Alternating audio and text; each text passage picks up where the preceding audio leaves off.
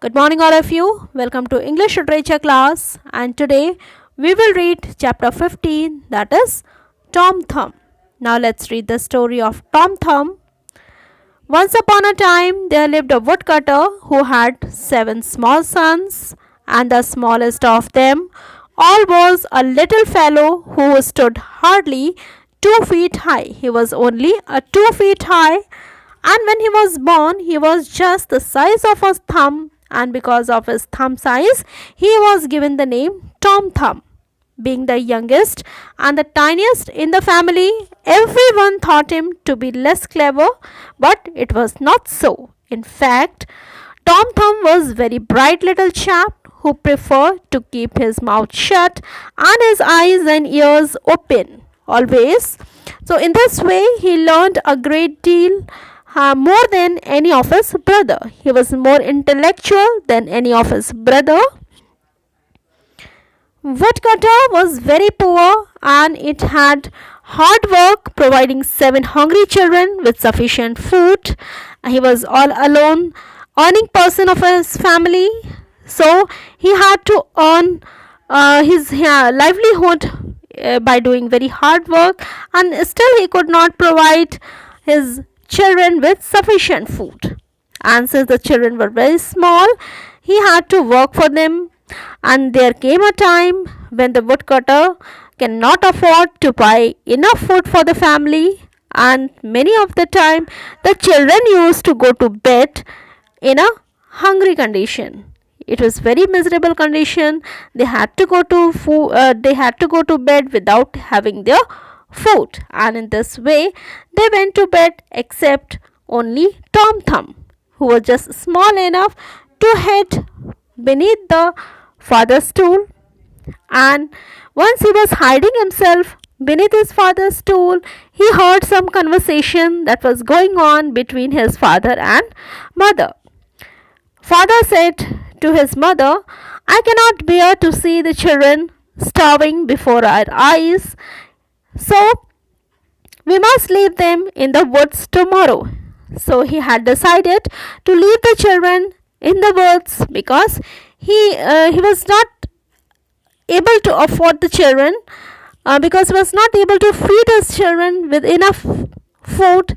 So he decided with his wife that he must leave his children in the woods. Then wife said, "What are you saying?"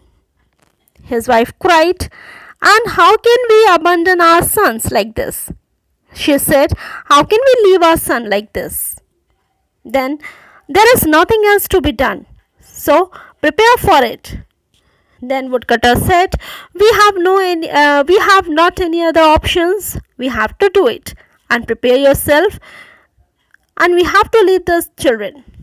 Replied the man, "I would like thought no better than you do." Then what happened? Tom Thumb, who was hiding himself beneath the stool, liked it even less. He was also not happy with his father's idea, and when the woodcutter led his tearful wife upstairs to bed, Tom quietly crept out to the garden, and there he filled his pocket with lumps of white chalk, then came into his room. Noiselessly, the tiny boy went upstairs and went to sleep. The next day, Woodcutter took his sons out for a walk in the woods, and he did not stop until they reached in a dense part of the forest. He went into the thick part of the forest, very far from their cottage, and he bid the boys to play there, and while he returns after cutting the logs of wood. Hours went, but father didn't came back. Soon they began to cry, but Tom was not crying. He said, "Cheer up, my lads." He asked them to cheer up because he had a brilliant idea to go back home. He said to his brother, "We can easily find our way home even without father." So he told his plan to his brother how he can find the way to their homes. Brothers asked him, "But how? The forest is so thick here." cried the eldest one. Then Tom said, "Stay with me," advised Tom, and he stripped off gently because he was very confident. The brothers, to the felt with the amazement, found that he had dropped some trails of the little white chalk lumps all along the way. They had only to follow them to get back home. See, the Tom was so clever. And in the meantime, the woodcutter, when he was returning way back his home after leaving his sons in the wood, he had the good fortune. He met a very wealthy merchant who just bought all his logs of wood at a very good price. So he bought a large piece of meat and bread, and he just went his home. And when the children arrived back at the cottage, finding their way back home at the time that night had fallen, their mother was stirring a very fine meal. It was a meat stew, but with the tearful eyes. She was crying while she was cooking meat stew. And she was telling his husband, "Why did we send our dear children away?" She was crying. And now there is a plenty of food for us all. The woodcutter himself could hardly eat his portion. He was also very sad. He was thinking of his children, whatever he had done with the boys. Now, oh, how I wish I had not left my boys alone in the forest. Now he was just regretting he would have not left the boys alone in the forest. Indeed, I would have given them my share as well.